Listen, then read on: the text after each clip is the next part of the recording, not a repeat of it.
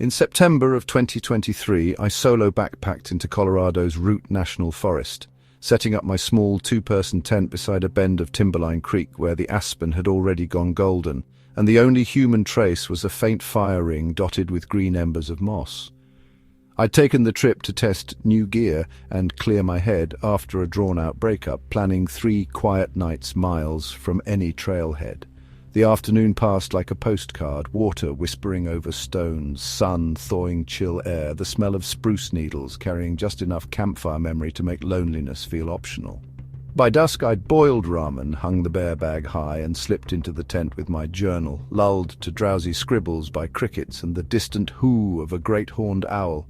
When my headlamp clicked off, darkness folded the clearing into velvet silence, broken only by creek and breeze. Sometime past midnight I woke flat-eyed, unsure why, heart ticking quickly as if roused by a shout I couldn't recall hearing. Outside, the crickets had stopped. The creek still murmured, yet its rhythm felt muffled, like I was hearing it through thick glass.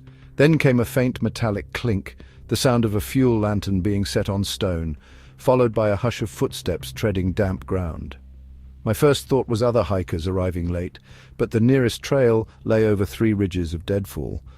I unzipped the tent fly an inch. Across the creek, through aspen trunks, floated a pale amber glow, not bright enough to be modern LED, too steady for fire. It hovered, swaying as if carried by a careful hand, yet no silhouette accompanied the glow. Instead, the light advanced in short, deliberate swings, stopping every 3 or 4 steps.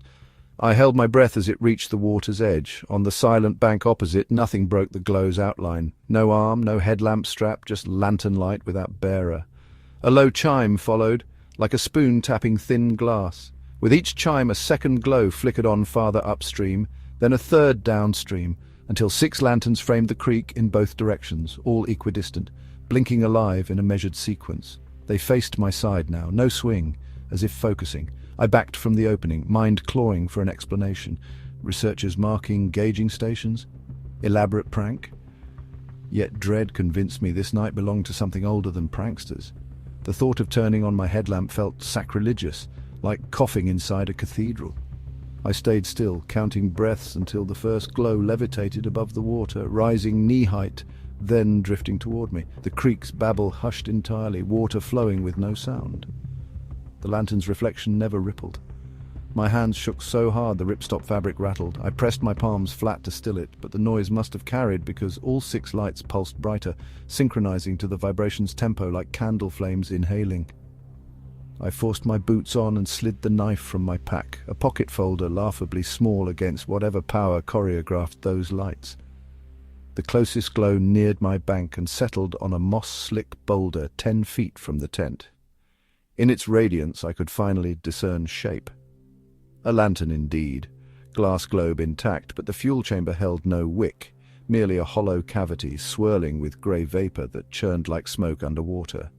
The metal frame bore stamped letters, CCC 1934, the Civilian Conservation Corps, long gone from these woods. The lantern breathed, vapour coiled inside, and from its throat issued a single gust of night-cold air that smelled of paraffin and wet stone, blowing across the tent until frost filmed the fly in delicate veins. Then a new sound, paper sliding beneath a door. I looked down to find an envelope poking under the vestibule flap, uncreased, though no hand delivered it. My initials were inked on the front. Terror wrestled curiosity. Curiosity won. I clawed the envelope open with numb fingers. Inside lay a small map, hand-drawn, water-stained, showing this very creek, but with campsites marked on both banks, one labelled Present, the other Future, connected by dotted lines zigzagging over elevation notes I couldn't decipher. Beside the Future site, a date, 21st September 1941. In the corner, a single sentence written in elegant fountain pen hand, Cross quietly, echoes keep. My watch read 12:47 a.m., September 20th. My gut insisted the lights offered some bleak invitation to step into that map's other side, a step no one returns from the same year. I backed into the tent, zipped all flaps, stuffed the letter into my boot, and waited.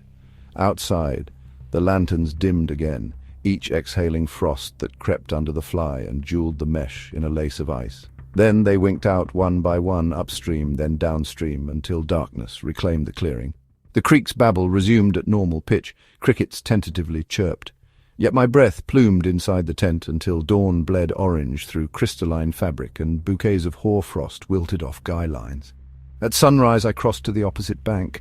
No footprints, no lanterns, only 6 flat stones bleached paler than neighbours as if heat blasted. On each stone lay a faint circle of soot, decades old. I traced the hand-drawn map on the future spot. I found collapsed pine needles forming what might once have been an old tarp outline and rusted tin shards stamped again with CCC 1934. No recent human sign. Wind rattled the aspens like someone sorting paper.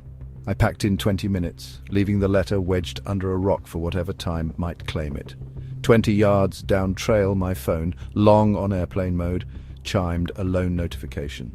Photo saved.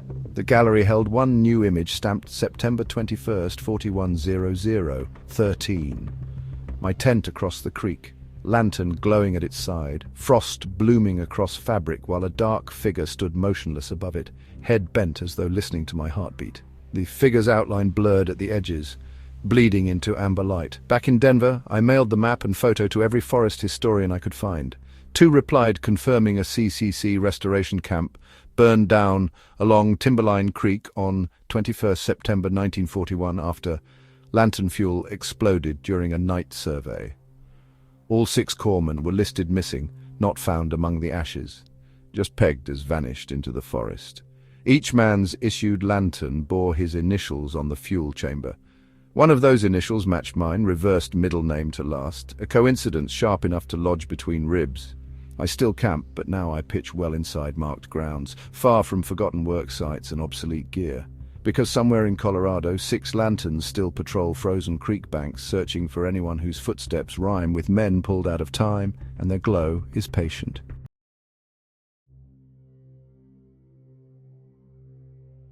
In October of 2022, I met 2 old college friends at a trailhead outside Tupper Lake, New York, planning a nostalgic weekend in the Adirondacks before the first snow buried the high passes. By sunset, we'd hiked 7 miles to a civilian Conservation Corps era lean-to on Cranberry Lake's north shore, a 3-sided log shelter open to the black water and framed by white pines that swayed with a slow whale-like groan whenever gusts funneled down the inlet. My friends crashed early, snoring beneath their quilts, but I lay wide-eyed, unsettled by a hollow knock that kept tapping through the trees every few minutes, never quite rhythmic enough to blame on branches. Around 1 a.m. the wind stilled completely, yet the knocking grew sharper, echoing off the lake like a wooden mallet striking a hollow trunk. I finally sat up and counted 3 knocks, pause, 2 knocks, longer pause, pattern repeating exactly every 90 seconds. Reason suggested a woodpecker confused by moonlight, yet adrenaline argued no bird keeps that clockwork pace at night. The campfire embers barely glowed, so I slipped on boots and crept to the shoreline where the sound seemed loudest. Moonlight painted the lake pewter, but nothing moved except fog low across the surface. When the next knock came, it resonated not from the forest but from behind, inside the lean-to itself, accompanied by the creak of old logs settling. I hurried back, heart drumming.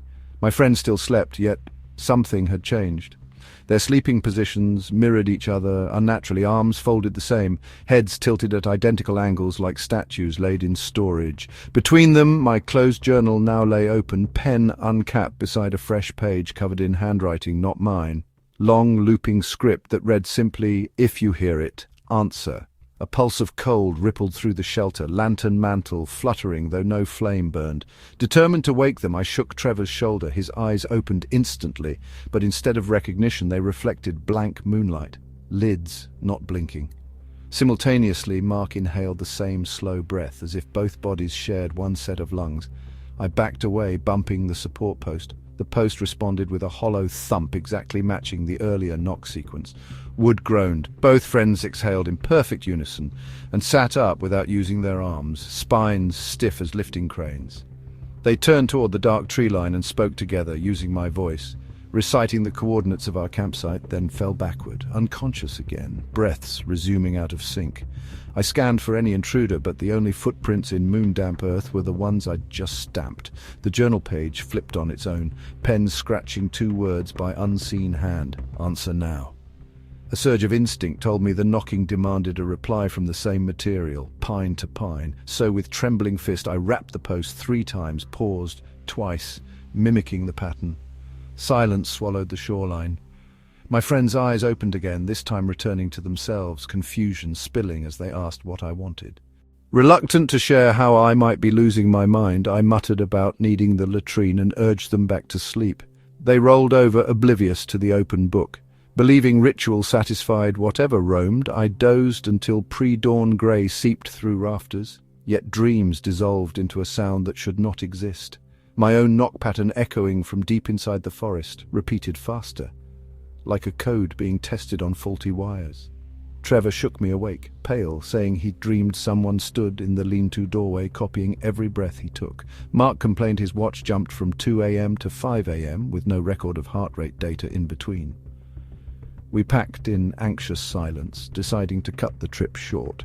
The knocking chased us down trail, always at our backs, no matter how many miles we covered, and the forest grew strangely quiet, birds absent, even squirrels mute beneath blazing maples. 6 miles in, we reached a trail junction with a DEC logbook inside a metal box. Flipping pages for the previous night, we found an entry scrawled in the same looping hand from my journal, signed with my full name and the timestamp 2 a.m., message noting, knock received, returning answer. Neither friend accepted my insistence I'd never touched the logbook. The final mile to the parking area crossed a narrow footbridge over a beaver marsh. Fog boiled off dark water, obscuring everything beyond arm's length. Halfway across the boardwalk, the knocking erupted beneath our boots, drum fast like fists pounding wood from underwater. The planks flexed, sending concentric ripples through marsh pools. Trevor sprinted. Mark followed, but I froze as the journal slid from my side pocket, landing spine up, pages riffling until one blank sheet faced me. Letters blistered across the paper in wet ink, forming a final directive. Leave them. Stay to listen. As if summoned, the knocking stopped. An impossible hush blanketed the marsh. My friends called from the far bank, gestures frantic through drifting fog. I kicked the journal into the water and ran. Behind, planks creaked with footsteps not synchronized to mine, growing distant as if retreating deeper into the mire.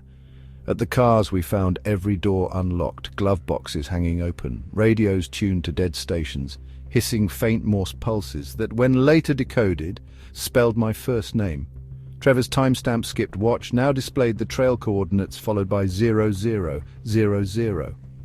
We drove 3 hours before speaking, swearing to forget the night. Back home I unpacked hastily, yet beneath my cookpot lay the journal, cover soaked but present, turned to the ruined entry, now bone dry. The message had changed, return when their echoes fade. Since then, occasional thumps rattle my apartment walls at 2. 2 a.m., 3 knocks, pause, 2 knocks, daring me to answer with material closer than pine. I refuse, earbuds jammed in, but fear grows that echoes do not fade. They accumulate pressure, waiting for the moment walls thin enough to trade present for whatever bleak interval lurks between unison breaths and blank journal pages.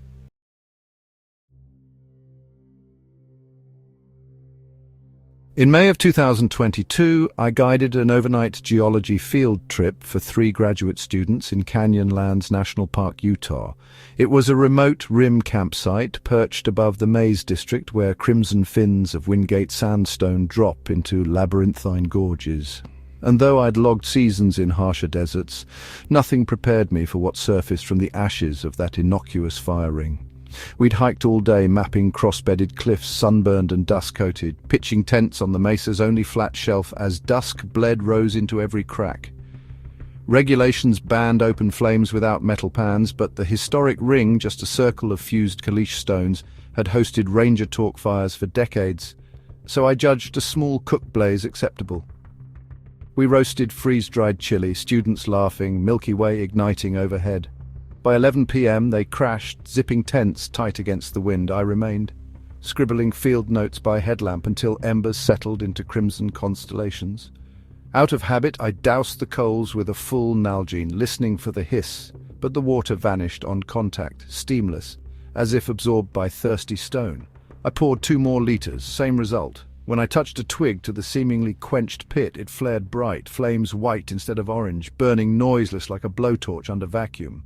Startled, I kicked sand over it, yet grains skittered away, expelled by pulsating heat beneath. Unease prickled. I fetched the student's extra water bladder, emptied it, finally seeing the fire die. The moon climbed, wind soughed through cryptobiotic crust, and I turned in. Sometime near 2:30 a.m., a chemical odor, ozone mixed with hot iron, yanked me awake.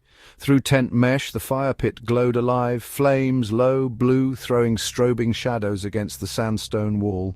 I unzipped the fly. Above the pit hovered 3 fist-sized orbs of light rotating in a slow circle, each trailing faint sparks that fell upward.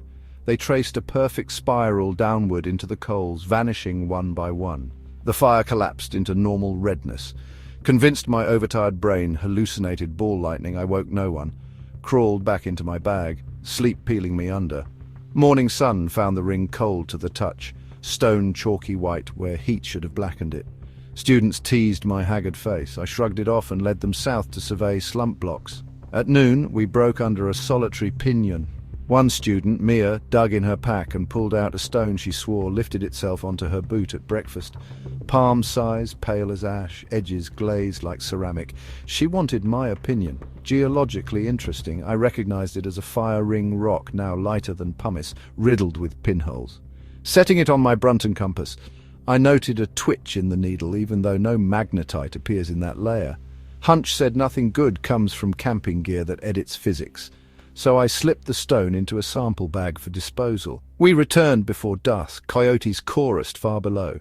The fire ring had rearranged, stones stacked 2 tiers high, though no footprints marked the dust. Mia asked if rangers visited. Negative. She and Alex voted to skip flames, uneasy after the rock event. We cooked on stoves, the ring left alone. Yet as twilight purpled the maze, the pit exhaled pale smoke by itself. Thin streamers, drifting without wind, coiling around our ankles like eager pets. I herded everyone to tents, zipped flies, unrolled topo maps to plan aborting the trip at dawn. Minutes later, faint scratching on my rainfly. I assumed sand grains until a precise circle traced along the fabric, inch by inch, directly above my face. Then a finger-like pressure tapped twice, my breath locked. Outside gravel hissed as if scraped into piles. I whispered for calm, fought the urge to call out. The tapping resumed at the students' tents, soft tones of question and reply, back and forth, circling the ring. I clenched my bare whistle, but the motion stopped abruptly, followed by a low whoop, hollow, echoless, as though issued in a chambered skull. Silence claimed the mesa. Pre-dawn gloom revealed carnage. Our tent pegs pulled, stakes laid in a perfect spiral, pointing towards the fire ring, now raised flat, ashes gone. In their place, a circle of new white stones, 30 orbs identical to the sample I bagged, surrounded a shallow depression filled with clear water despite the bone-dry night. The spiral of our stakes met this pool like an arrow. Mia's bag lay slit, the stone missing. Panic took hold. We packed in minutes, shouldering overloaded frames. As we stepped away, the water hummed, surface dimpled by rising bubbles that popped into sparks, each spark drifting upward before fizzing into grey smoke. We hustled north, but every cairn we'd built the prior day had toppled, rocks rearranged into contorted stick-figure effigies facing us, arms raised. GPS units cycled error codes, timestamps blank. By late morning, we reached an overlook where radio could reach search and rescue. I keyed the sat phone. Before I spoke, static poured out, carrying our own morning conversation in reverse playback. Laughter twisted backward into ululating cries. I killed the call. Heat baked the mesa, thirst rose. Our water skins should have held several liters, yet each proved empty through gaskets unbroken. The only water within miles sat in that eerie bowl back at camp. Alex swayed, dehydration spotting his vision. Doing the math, I made the lethal call. We had to return for the water or risk heat stroke before any ranger could hike up. Reluctantly, we traced our path south. Every footprint had filled as though the sand inhaled them. Approaching camp, drums of dread pounded ears. The white stone circle still cradled water, now milky, swirling inward. The spiral of stakes had been replaced by 3 concentric rings of our emptied bottles, each bottle cap set upright atop the next in impossible balance. I told the students to wait while I tested. Kneeling, I dipped the metal cup, expecting heat. Liquid felt cool. I sniffed. No scent. The cup trembled. surface lapping as if a heartbeat under the water. Bracing, I sipped. Taste absent at first, then a surge of memory not mine. Images of CCC workers chiseling these stones 80 years prior, laughter mixing with cigarette smoke, lanterns blazing until a mislaid charge for a pit latrine detonated, vaporizing a ring of men whose shadows burned into sandstone. The vision dove deeper, those vapor prints reaching nightly for heat to reassemble themselves, needing living hands to finish the circle. I jerked back, cup clanging. Water within steamed off, leaving the vessel dry. Behind me, Mia screamed. Alex pointed. Every white stone now bled black tears, viscous lines crawling toward our boots. The tears hissed on sand, carving letters CCC around the pool. We bolted uphill, forsaking gear. The descent to the trailhead blurred, yet each switchback echoed with that hollow whoop. At the car we found our missing stakes speared into the dirt, tips charred, forming a fresh spiral around the tires. Park investigators later reached the site, reporting nothing unusual beyond charred earth and scattered aluminum. Our gear never recovered. Weeks on, my compass needle still jitters when east of the Rockies, and dreams drag me back to a lantern circle, calling for an 8th stone to complete the ring. I fear the next sleeper beneath canyon moonlight will answer, finishing the work the CCC blast began, and that the fire ring will finally stay cool only after it replaces those vapor shadows with bodies not yet reduced to stone.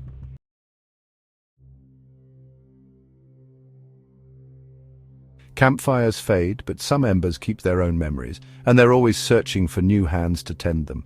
If these true campsite horrors chilled you, like, share, subscribe, and hit the bell icon, because the next night you spend under the stars might light more than just your fire.